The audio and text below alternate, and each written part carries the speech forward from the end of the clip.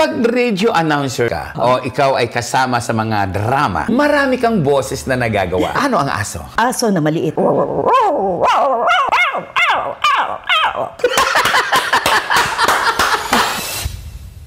Kaya niyo pa po ba hanggang ngayon yung dalawang tao ka? Kailan mo pa maiisipan na bumalik dito sa iyong tahanan? Di mo ba naiisip kung ano na nangyayari sa iyo? Kayong mga bata kayo, wala kayong ginawa kundi mag-iyakan ng mag-iyakan. Ako iniiwan nyo doon at nakapagluto. Mamaya kakain na tignan, kumakahol na yung aso natin, walang pagkain. Nakaw, aring mga batang are, ako ikukonsumin ninyo. Ako ay 88 na, naririto pa rin ako. Pero kayo po ay naging artista ng pre-World War bago pa dumating ang giyera. Puro pelikula lang ang gusto ko ikwento dahil malungkot eh. Gere, may patayan eh, may namatay. Namatay ang dalawa kong kapatid. Mga gerilya sila. Ang kapatid kong babae, gerilya din. Kapitan. Ang mother ko ay naging gerilya din. So, naiiwan ako sa bahay kasama ang isang pamangkin na bata pa ako nag-aalaga. 33 years na wala ako sa pelikula, sa radyo at telebisyon. Ngayon ako kumuha ng award. Hindi ko binili yan. Wala akong pinatatamaan, ha? Ayoko pong magsalita dito dahil marami pong ma-e-expose. Kung kaya mong mabuhay sa tundo, kaya mo ring mabuhay saan man sa mundo. Morley Alinio. Ito ang Tundo. Yes! Magandang tanghali, umaga, hapon, madaling araw, kung anumang oras dumarating sa inyo ang vlog kong ito. Thank you so much sa lahat ng patuloy na sumusuporta at nagmamahal po sa ating vlog. At this time, kakaiba po ang ating chikahan. Kakaiba po ang ating bida ngayon na pag-uusapan. Please welcome Miss Tina Loy. Praise God. Hello, welcome din.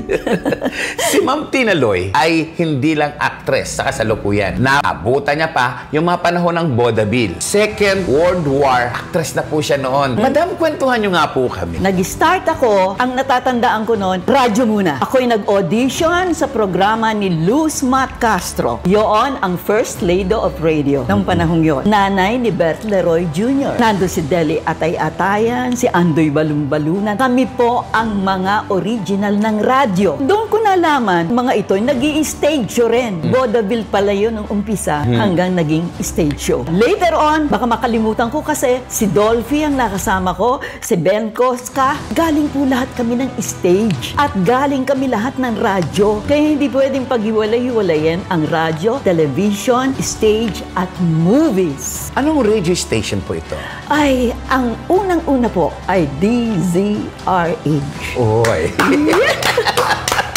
Bigla naman po napatawa. Oy, mapapanood niyo po ako sa DZRH, ha? Monday to Friday, 10 p.m. to 11 p.m. Tapos pag Saturday, 9 to 10. Alam mo, natuwa ako nung banggitin mo ang DZRH. Alam mo kung bakit? Hindi mo pwedeng simulan ang hindi mo pinagsimulan. Nagsimula ka doon. Eto ngayon, ang matatawag ko na mga magulang ko sa broadcast ay ang DZRH, Manila Broadcasting Company. At nando doon ang pinakasikat at pinakamagagaling at pinakapopular na mga radio announcers. At pag radio announcers ka, o ikaw ay kasama sa mga drama, marami kang boses na nagagawa. Ma'am Tina Loy, ilang boses po ang nagagawa ninyo? Alam mo, actually, hindi ko alam na meron ako different voices. Kaya lang noon, kulang pa tayo sa drama ng sound effects. Ang mga sound effects natin nasa plakang malalaki. Halimbawa, kailangan mo ng aso. Magre-record pa ba naman sila ng aso? Kami na rin ang aso. Ano ang aso? Ikaw naman talaga. Hindi ako nakahanda dyan sa ginawa mo. Pero mo ilang taon ko nang hindi ginagawa yan. Gagawin natin ngayon yan. Aso na maliit. Pag malaki-laki.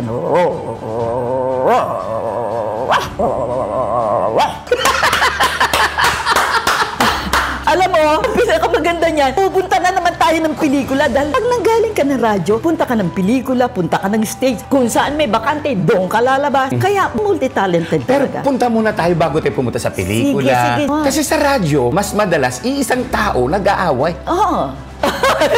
Ayun ka na naman, ha? Kaya nyo pa po ba hanggang ngayon yung dalawang tao ka? Palagay ko, dahil kasi ang mga eksenang ginawa ko, yan ay nangyayari. Halimbawa, biglang nagkasakit yung gumaganap. Serial yung drama na yan, pwedeng papalitan yan. Ano? Eh ako, nagagaya ko na rin yung mga artista ko. Pag wala yung artista ko, ako na rin ang lalaba. Doble pa ang talent fee mo. Eto ang sitwasyon. Okay. Magkaagaw sa isang lalaki yung dalawang babae. Pinakamaganda, isa matanda, isa ay bata. Tinaloy po ito. Institution po ito. Ang ating kausap ngayon. Okay. Ngayon lang po ito mangyayari. Isipin mo, isa sa pinakamay edad na aktres sa showbiz world ang kausap po ngayon. 88 years old. Maayos, tumatakbo, at marunong pa rin magpaganda at sexy siya. Eto na ngayon ang eksena, maglola. Halimbawa, naririto, umiiyak ngayon yung anak niya.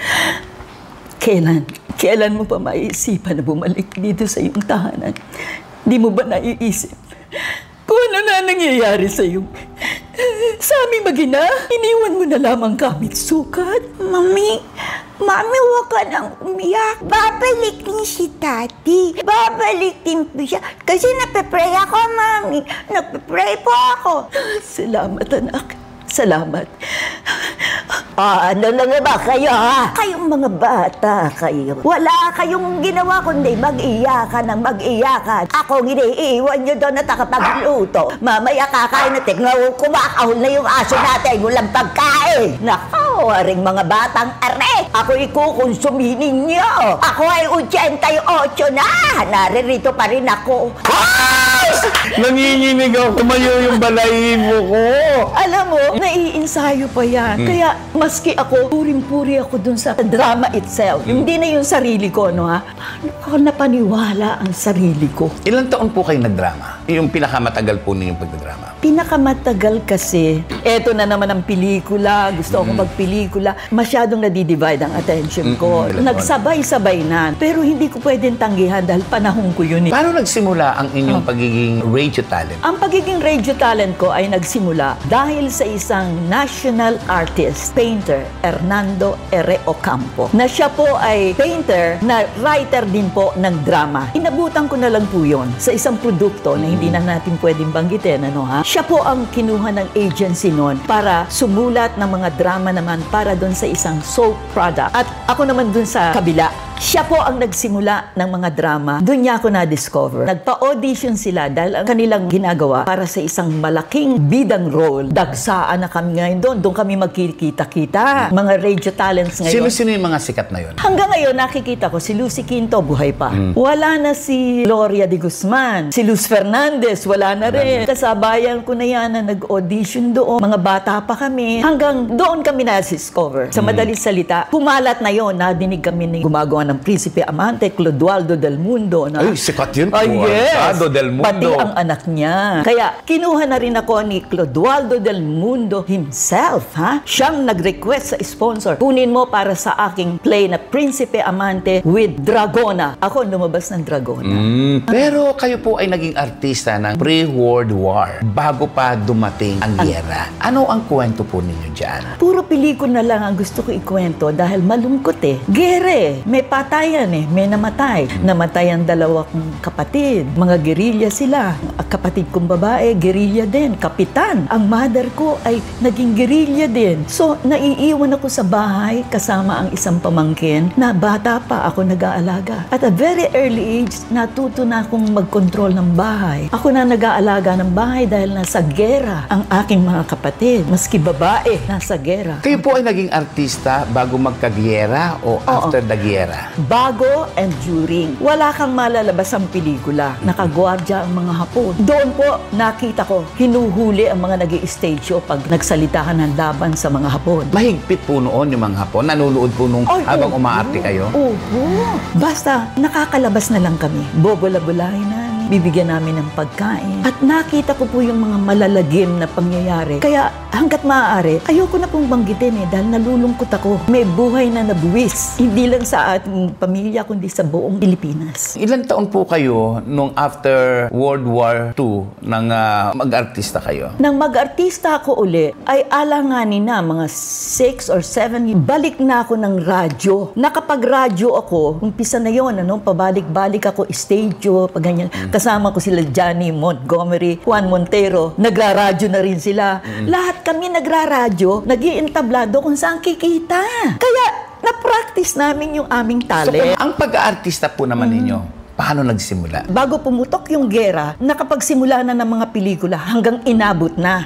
Ano po ba ang mga pelikulang nagawa ninyo? Ang At sino po natatandaan yung ko- mga nakasama ninyo? Okay, ang mga nakasama ko, nabanggit ko na ang Sakay, Leopoldo Salcedo, Arsenia Francisco. Naging kaibigan ko pa si Arsenia later years. Nito may mga anak na kami. Si Leopoldo Salcedo, naging parang tatay-tatayan ko na sila. Rogelio de la Rosa. Bagamat hindi ko siya nakasama sa pelikula, pero dahil nagkakasama kami sa radyo, ginawa ko sila ng radio program ni Gloria Romero. Sila ang dalawa. Sila ang first radio program na movie stars ang lumalabas. Ganun ang naging buhay ko sa showbiz. Nung kapanahon ng kadalagahan mo, sino ang nakasabayan po ninyo? Okay, ng kadalagahan ko, ang mga nakasabayan ko, ay nako, Diyos ko, lalabas na mga love stories natin dyan. Dalawang mga sikat, ang pinakasikat ng mga radio drama talents, naging manliligaw ko. Yun na. Yan. Parang drama sa radyo na maski sa personal na buhay nagkaroon ng conflict. Sino to? Ay, nako, ayoko naman. Sige na. Baka ayaw nila. Hindi, sige nga, sino na? Matagal na yun eh. Patay na yung isa. O, sino ngayon namatay na yun? Tsaka sino yung bago? Ano pang artista? Ben Aniceto. Okay, sino pa yung isa? Ruben Ilagan. Mga batang-bata yun, ha? Noon. Puro.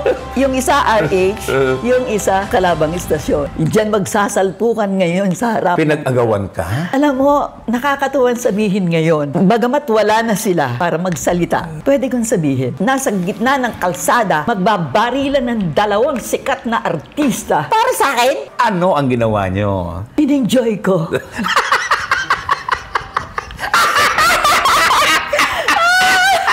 Paano enjoy yung ginawa nyo? Aba, sarap eh. Subukan mo nga pag-agawan ka. Pinag-agawan ka? Kanino ka napunta? Isa lang, pero sandali lang. Wala na lahat. Ma'am Tina Loy, ang pangalan nyo ay Tina Loy talagang apelido Yes, nyo? okay. Ay, hindi to screen name? No. Screen name ko yan. Ang nagbigay sa akin yan, Director Cecilio Joaquin, sa pelikulang Dinig ng Pag-ibig. Sabi niya, mahaba ang pangalan to. Hindi uso nung araw ang mahahabang pangalan. Kaya niiklian. Christina Tolentino. Ngayon, dahil sikat na sikat noon ang Hollywood actress na si Myrna Loy, yung Tolentino ginawang Loy. Yung Christina, iniklian na lang Tina. So, Tina Loy. Gaano kahirap, gaano kasarap ang isang maging actress noong mga panahon ninyo? Nung panahon namin, mahirap na masarap. Hindi parang nagtatrabaho ka na meron kang boss dahil para namin silang mga kamag-anak. Napakabait ng aming mga producers. Talagang mga Don, ang mga title nila ha. Don Jesus Cacho, Don Rafael Anton. Yan ang mga producers namin. Pero tinatanggap kami parang mga kamag-anak. Doon kami kumakain ng tanghali ng mother ko. Kaya napakasarap. Maski anong hirap ng arte mo, kung saan ka dinadala at masasakit ng tinatamaan ng katawan mo, masarap pa rin dahil pagswelduhan, ang ganda-ganda ng pagtingin sa'yo.